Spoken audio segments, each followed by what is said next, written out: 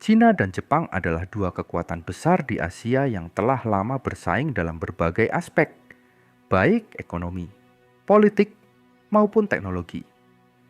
Dalam beberapa dekade terakhir, Cina tampak semakin agresif dalam melemahkan posisi Jepang di kancah global. Langkah-langkah Cina tidak hanya terbatas pada persaingan dagang, tetapi juga mencakup strategi geopolitik, kebijakan proteksionisme, serta penguasaan sektor-sektor industri penting. Apakah ini merupakan bagian dari strategi jangka panjang Cina untuk mendominasi Asia? Ataukah ini adalah upaya untuk menggeser Jepang sebagai kekuatan ekonomi utama setelah Amerika Serikat?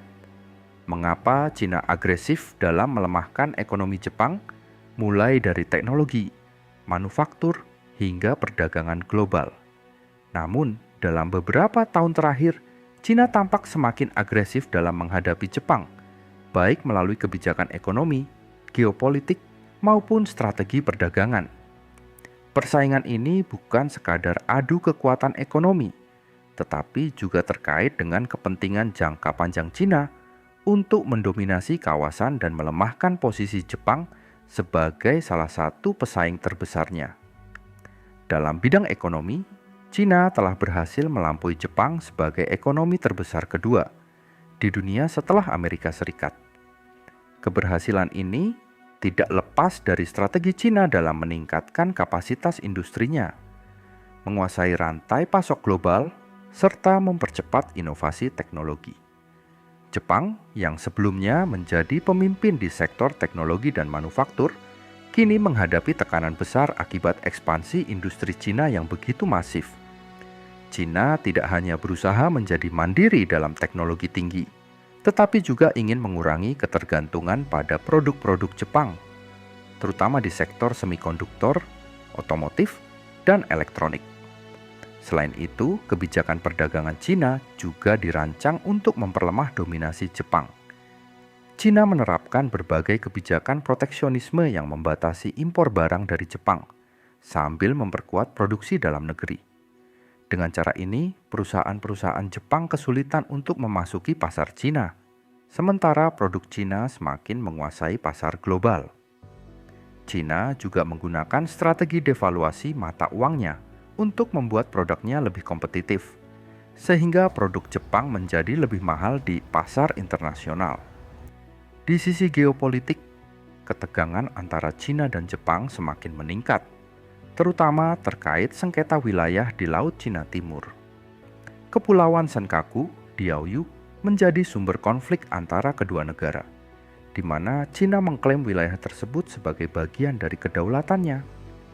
Sengketa ini bukan hanya soal batas wilayah, tetapi juga terkait dengan akses terhadap sumber daya alam yang melimpah di kawasan tersebut. Cina menggunakan kekuatan militernya untuk menekan Jepang dan menunjukkan dominasinya di kawasan. Cina juga memanfaatkan sentimen nasionalisme untuk memperkuat posisinya dalam melemahkan ekonomi Jepang. Kampanye boikot terhadap produk Jepang seringkali didorong oleh pemerintah Cina, yang membuat banyak perusahaan Jepang mengalami penurunan penjualan di pasar Cina. Kampanye semacam ini tidak hanya berdampak pada perdagangan, tetapi juga menurunkan kepercayaan investor Jepang terhadap stabilitas bisnis di Cina. Investasi global juga menjadi arena persaingan antara Cina dan Jepang. Melalui inisiatif Belt and Road, China berupaya memperluas pengaruh ekonominya ke berbagai negara, khususnya di Asia, Afrika, dan Amerika Latin. Dengan proyek infrastruktur besar-besaran, Cina mencoba menggeser dominasi Jepang dalam investasi global. Jepang, yang selama ini dikenal sebagai investor utama di banyak negara berkembang, kini harus menghadapi kompetisi yang semakin ketat dari Cina, yang menawarkan pinjaman dan investasi dengan syarat lebih fleksibel. Selain itu, Cina juga melakukan berbagai strategi untuk menguasai industri masa depan, seperti kecerdasan buatan, energi terbarukan, dan eksplorasi luar angkasa. Jepang yang sebelumnya unggul dalam sektor ini, kini menghadapi tekanan dari Cina yang semakin agresif dalam riset dan pengembangan teknologi. Dengan investasi besar dalam inovasi, Cina tidak hanya ingin mengejar ketertinggalan dari Jepang, tetapi juga ingin mengungguli Jepang dalam jangka panjang. Persaingan ini menunjukkan bahwa ambisi Cina bukan sekadar menjadi ekonomi terbesar, tetapi juga memastikan bahwa Jepang tidak lagi menjadi pesaing utama.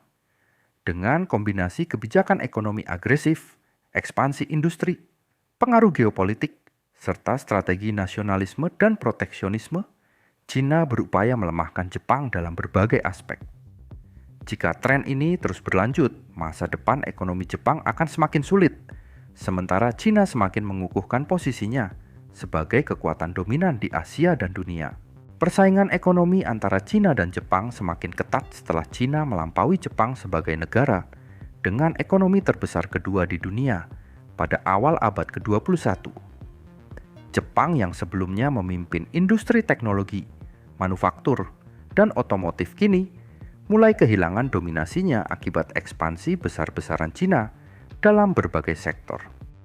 Cina berusaha mengurangi ketergantungannya pada teknologi Jepang dengan mendorong inovasi di dalam negeri, membangun industri semikonduktor sendiri, serta menguasai rantai pasok global.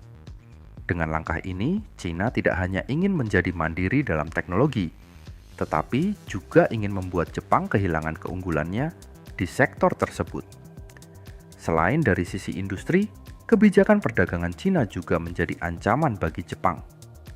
Cina sering menggunakan kebijakan proteksionisme untuk membatasi impor dari Jepang, sementara pada saat yang sama mendorong ekspor produknya ke pasar global dengan harga yang lebih kompetitif. Strategi ini membuat perusahaan-perusahaan Jepang sulit bersaing, terutama di sektor elektronik dan otomotif. Di sisi lain, Cina juga melakukan devaluasi mata uangnya untuk membuat produk-produknya lebih murah di pasar internasional, yang semakin menekan daya saing Jepang. Dari segi geopolitik, ketegangan antara Cina dan Jepang semakin meningkat akibat sengketa wilayah di Laut Cina Timur, terutama terkait Kepulauan Senkaku, Diaoyu. Cina menganggap wilayah tersebut sebagai bagian dari kedaulatannya dan berupaya memperluas pengaruhnya di kawasan dengan memperkuat kehadiran militernya. Konflik ini tidak hanya mempengaruhi hubungan diplomatik kedua negara, tetapi juga berdampak pada ekonomi, terutama di sektor perdagangan dan investasi. Jepang yang memiliki hubungan erat dengan Amerika Serikat juga semakin dianggap sebagai ancaman oleh Cina, terutama dalam konteks strategi Indo-Pasifik yang bertujuan untuk membendung ekspansi Cina. Di dalam negeri, Cina juga mendorong kampanye nasionalisme dengan menyerukan boikot terhadap produk-produk Jepang. Sentimen anti-Jepang seringkali dimanfaatkan untuk memperkuat dukungan masyarakat terhadap kebijakan pemerintah.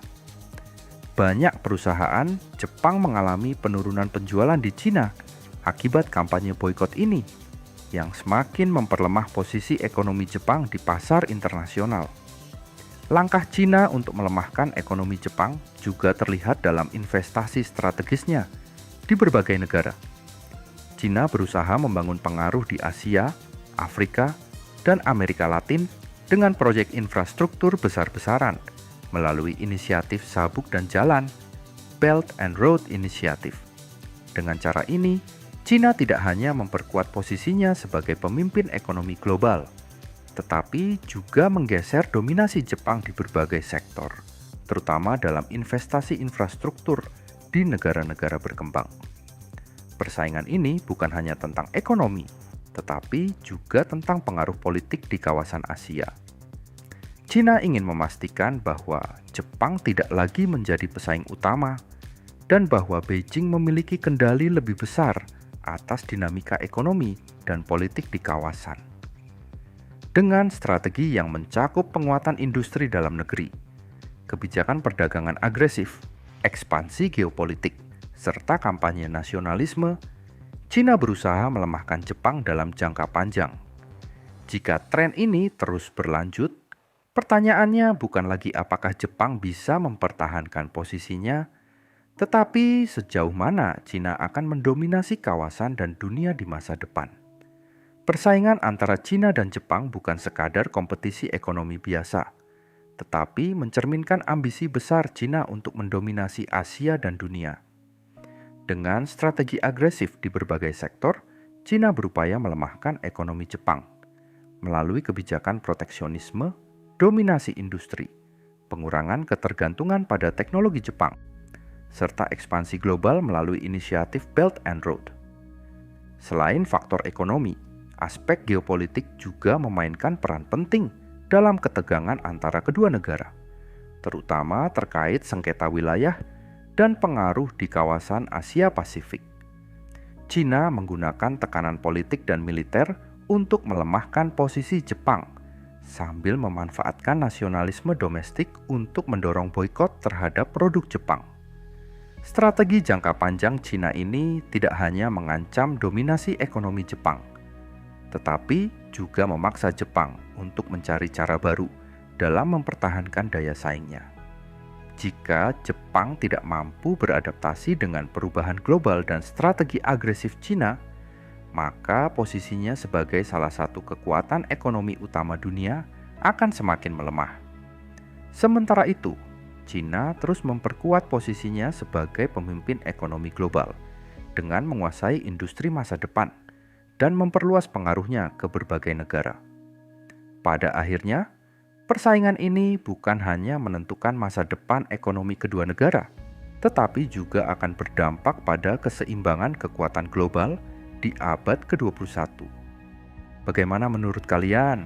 Tulis di komentar. Jangan lupa like, share, dan subscribe. Sampai jumpa di video berikutnya.